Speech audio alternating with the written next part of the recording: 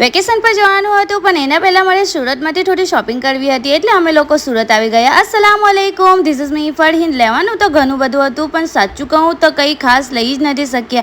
અહીંયા સિગ્નલ પર એટલી ગરમી હતી ને કે લોકોને થોડી રાહત મળે એટલે ટેન્ટ લગાવેલો હતો. પણ શું ફાયદો, ઘણા લોકો કઈ વાર સુધી આ તપતી ગરમીમાં ઊભા રહેતા હતા. ગરમીની વજહથી મારો મૂડ પણ ઓફ થઈ ગયો અને શોપિંગ પણ પ્રોપરલી નથી થઈ.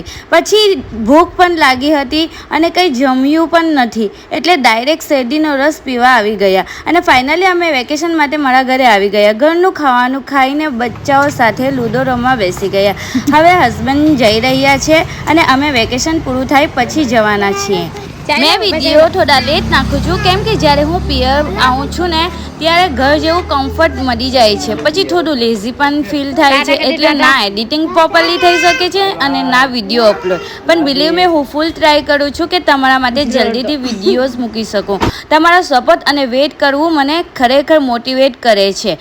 બાય ધ વે, આ સમર કુર્તી કેવી લાગી? અગર તમને કોઈને આ કુર્તી જોઈતી હોય તો કોમેન્ટ કરી દેજો, ડીએમમાં લિંક મોકલી દઈશ. હા, તો મેં વાત કરતી હતી વેકેશનની. પિયર આવો ને એટલે અલગ જ સુકૂન મળી જાય છે. આપણે આપણા ઘરે ભલે ને વરસમાં 1 કે 2 વાર આવતા હોય છે પણ એક વાત તો સાચી છે કે પિયરનું સુકૂન દુનિયાની કોઈ જગ્યા આપી નથી શકતી. મળીએ છીએ નેક્સ્ટ વ્લોગમાં. બાય બાય, અલ્લાહ હાફિઝ.